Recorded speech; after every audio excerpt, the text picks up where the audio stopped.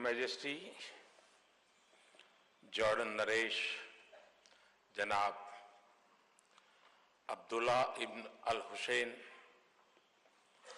Excellencies, यहाँ मौजूद धार्मिक विद्वान और शीर्षस्थ नेता और सम्माननीय अतिथिगण, मेरे लिए ये बहुत खुशी और गर्व की बात है कि आज जॉर्डन नरेश भारत के कुछ चुनिंदा धार्मिक विद्वान और नेताओं के समूह के बीच उपस्थित है।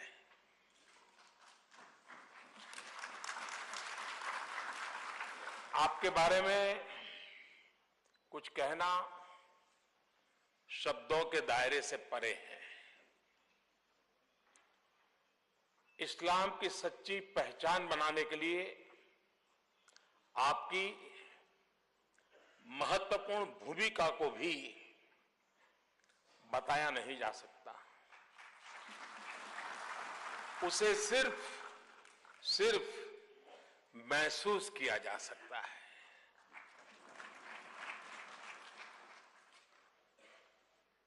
हिज हाइनेस प्रिंस गाजी की जिस किताब का भी जिक्र किया गया, वो भी जॉर्डन में आपकी सरपरस्ती में हुई कोशिशों का ही एक शानदार नतीजा है। मुझे पूरी उम्मीद है कि जिज्ञासुओं के, जिनको इस्लाम को समझने में वो बड़ी मददगार होगी और उसे दुनिया भर के युवा जरूर पढ़ेंगे। जिस आसानी से, जिस सरलता से और सादगी से आपने इस जलसे में आने की मेरी गुजारिश को एक्सेप्ट किया, उसमें भारत के प्रति और यहां के लोगों के प्रति आपके लगाव की बहुत साफ झलक मिलती है। योर मैजेस्टी,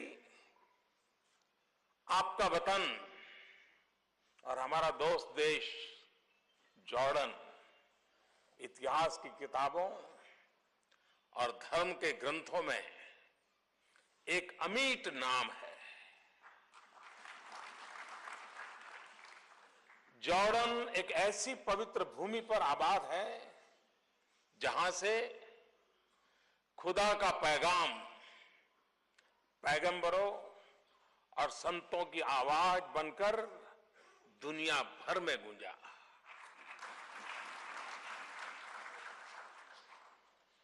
योर मैजेस्टी, आप स्वयं विद्वान हैं और भारत से बहुत अच्छी तरह वाकिफ है।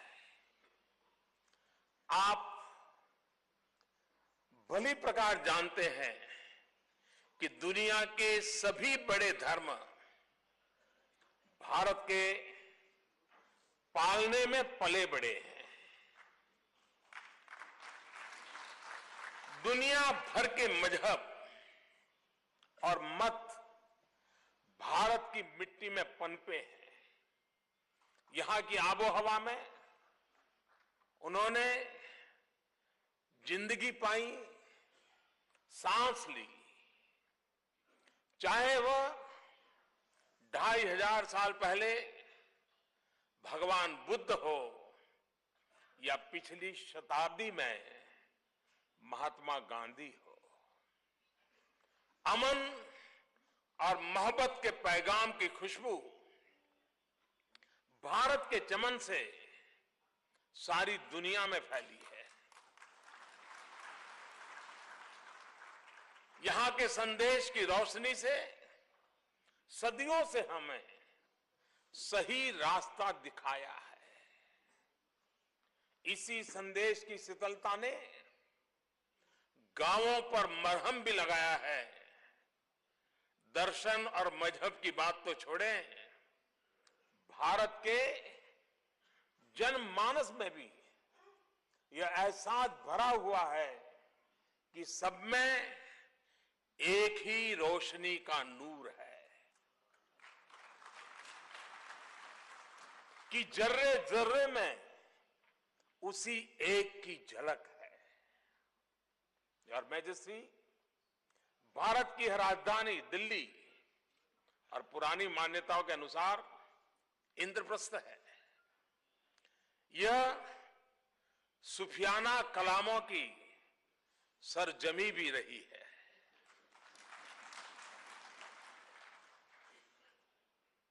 एक बहुत अजीम सूफी संत हजरत निजामुद्दीन औलिया, जिनका जिक्र हमारे यहां बहुत स्वाभाविक किया जाता है, उनकी दरगाह यहां से कुछ ही दूरी पर है। दिल्ली का नाम दहलीज शब्द से निकला है। गंगा जमुना के दो आप की यह दहलीज भारत की मिली जुली गंगा जमुनी संस्कृति का प्रवेश द्वार है। यहां से भारत के प्राचीन दर्शन और सूफियों के प्रेम और मानवतावाद की मिलीजुली परंपरा ने मानव मात्र की मूलभूत एकता का पैगाम दिया है। मानव मात्र के एकात्म की इस भावना ने भारत को वसुधैव कुटुंबकम का दर्शन दिया है। यानी भारत और भारतीयों ने सारी दुनिया को एक परिवार मानकर उसके साथ अपनी पहचान बनाई है।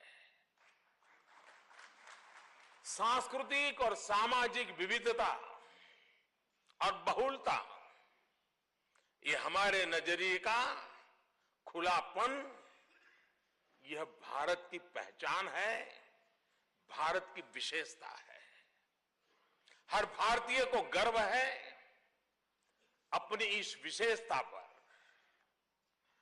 अपनी विरासत की विविधता पर और विविधता की विरासत पर। चाहे वह कोई जुबान बोलता हो, चाहे मंदिर में वो दिया जलाता हो या मस्जिद में सजदा करता हो, चाहे वह चर्च में प्रार्थना करे या गुरुद्वारे में शब्द गाए। योर मैजेस्टी, अभी भारत में होली का रंग भरा त्योहार मनाया जा रहा है। कुछ ही दिन पहले बौद्ध नववर्ष शुरू हुआ है।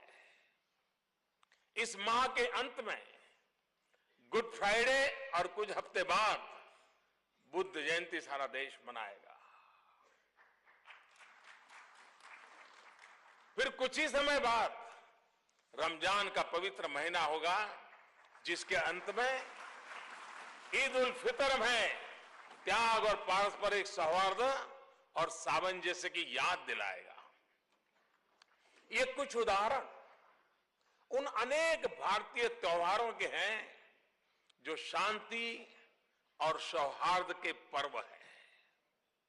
फ्रेंड्स, दुनिया के सबसे बड़े लोकतंत्र भारत में डेमोक्रेसी एक सिर्फ राजनीतिक व्यवस्था ही नहीं, बल्कि समानता, विविधता और सामंजस्य का मूल आधार है। Indian democracy is a celebration of our age old plurality. यह वो शक्ति है जिसके बल पर हर भारतीय के मन में अपने गौरवशाली अतीत के प्रति आदर है, वर्तमान के प्रति विश्वास है और भविष्य पर भरोसा है।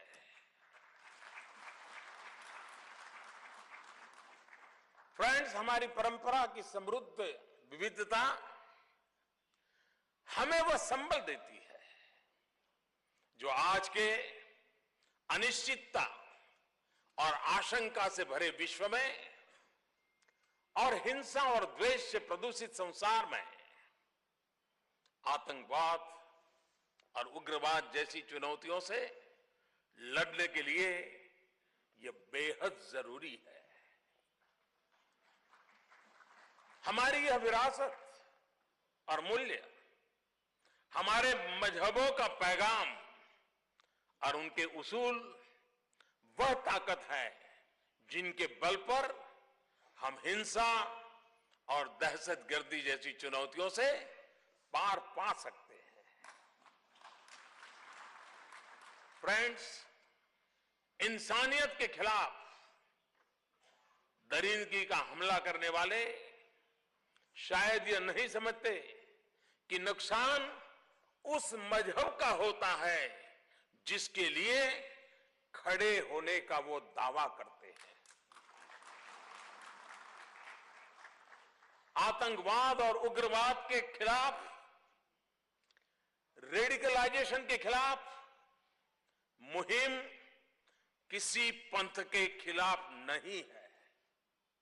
यह उस मानसिकता के खिलाफ है जो हमारे युवाओं को गुमराह करके मासूमों पर जुल्म करने के लिए आमाद करती है।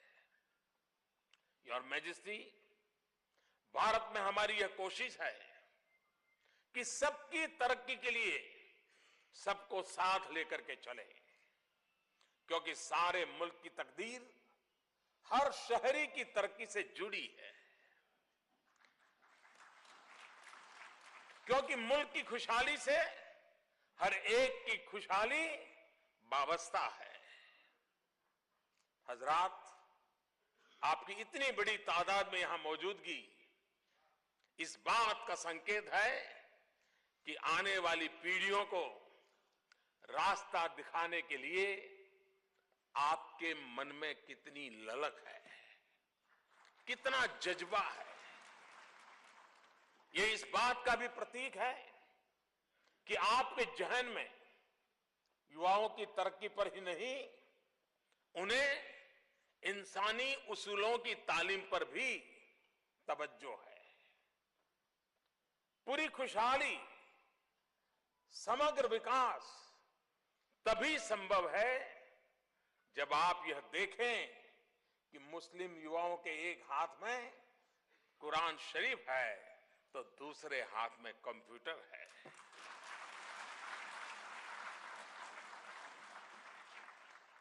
मजहब का मर्म अमानवीय हो ही नहीं सकता। हर पंथ, हर संप्रदाय, हर परंपरा मानवीय मूल्यों को बढ़ावा देने के लिए ही है। और इसलिए आज सबसे ज्यादा जरूरत है कि हमारे युवा एक तरफ मानवीय इस्लाम के जुड़े हों और दूसरी तरफ आधुनिक विज्ञान और तकनीक के साधनों का इस्तेमाल भी कर सके। योर मैजेस्टी, आपके मार्गदर्शन में जो कदम उठाए जा रहे हैं वो दरिंदगी की आग पर काबू पाने में बहुत मददगार है। हमारे लिए खुशी की बात है कि अमन डिक्लेरेशन पर दस्तखत करने वालों में 2 भारतीय भी शुमार है और वे इस वक्त हमारे बीच है। हमारी कोशिश है कि आप जैसे प्रभावशाली नेताओं के साथ मिलकर, जॉर्डन जैसे दोस्तों के साथ और सभी संप्रदायों के, मजहबों के नेताओं के सहयोग से एक ऐसी जिम्मेदाराना जागरूकता पैदा हो जो सारी मानवता को रास्ता दिखाए। इस बारे में हमारी तमाम कोशिशों में आपकी मौजूदगी से और भी ताकत मिलेगी। डी रेडिकलाइजेशन पर आपने जो काम किया है, इस तरह के प्रयासों में भारत आपके साथ कदम से कदम चलना चाहेगा।